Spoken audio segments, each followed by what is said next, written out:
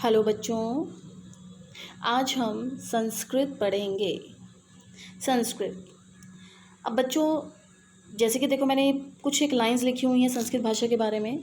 देखो, संस्कृत भाषा क्या है।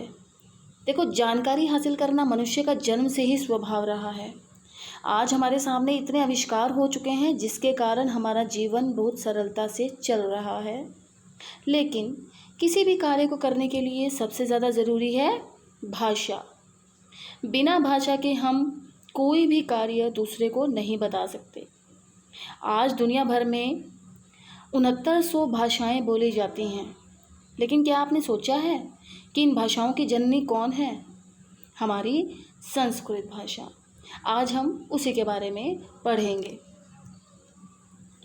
देखो बेटा, सबसे पहले आज हम सिर्फ ये पढ़ेंगे कि धातु क्या होती हैं, ठीक है। इसके बारे में थोड़ा सा मैं आपको बताऊंगी कि इस टेबल के थ्रू आपको बताऊंगी कि आपकी जो धातु रूप होता है वो कैसे बनता है। ये देखिए, जो मैंने पर्पल से लिखा हुआ है, देखो, सह त्वौ ते त्वम युवाम यूयम अहम अवाम वयम। ये जो मैंने पर्पल से लिखा हुआ है, देखो, ये तो संस्कृत शब्द हैं, और ये देखो जो मैंने रेड से लिखा है ये उसका हिंदी मीनिंग है। जैसे सह का मतलब क्या होता है वह, त्वौ का मतलब होता है वे दो, और ते का मतलब होता है वे सब। ऐसे ही त्वम का मतलब होता है तुम, युवाम का मतलब होता है तुम दो, यूयम का मतलब होता है तुम सब। ऐसे ही हम आगे चलते हैं। अहम का मतलब होता है मैं, अवाम का मतलब हम दो, वयम का मतलब हम सब। ये तो था आपका टेबल कि इसका हिंदी मीनिंग क्या होता है और इसको हम सेंटेंस में कैसे, वाक्यों में कैसे हम इस्तेमाल करते हैं। ये देखो, जैसे मैंने लिखा है यहाँ पे ग्रीन स्केच से लिखा हुआ है, पठती पठता पठंती, पठसी पठता पठत, पठामी पठावह पठाम। ऐसे ही आप और भी बहुत सी धातु ले सकते हो। जैसे क्रीड धातु है, लिख धातु है, धाव धातु है, वो सारी ऐसी ही बनेंगी आपकी। इसको हम सेंटेंस में कैसे कन्वर्ट करते हैं, ये देखो, सबसे पहले मैंने ये लिखा हुआ है यहाँ पे, जैसे वह पढ़ता है।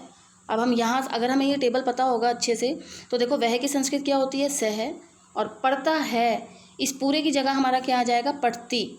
सह पठती, इस पूरे का मतलब क्या हो जाएगा वह पढ़ता है।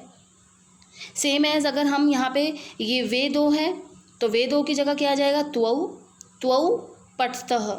ऐसे ही वे सब की जगह क्या आ जाएगा ते, और धातु क्या लग जाएगी पठंती।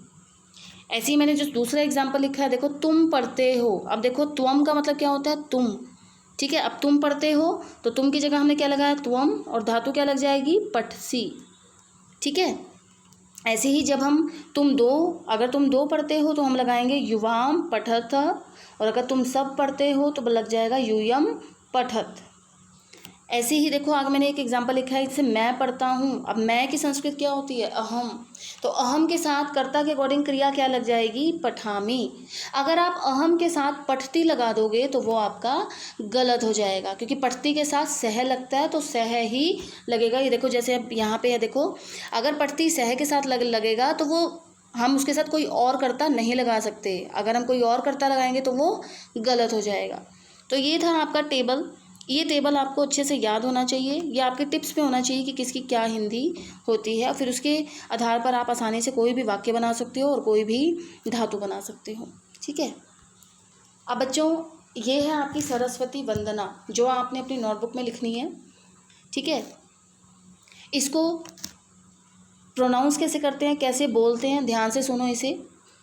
या कुंदेन्दु तुषारहार ध्वला, या शुभ्रा वस्त्रः वृता, या वीणा वरदंड मंडित करा, या श्वेत पद्मासना, या ब्रह्मच्युत शंकर प्रभृतिभि देवै सदा वंदिता, समां पातुम सरस्वती भगवती निशेष जाड्यः पहा। ठीक है, यह आपकी सरस्वती वंदना है, यह आपने अपनी नोटबुक में लिखनी है। आज के लिए इतना ही। Stay home, stay safe and keep learning. Thank you.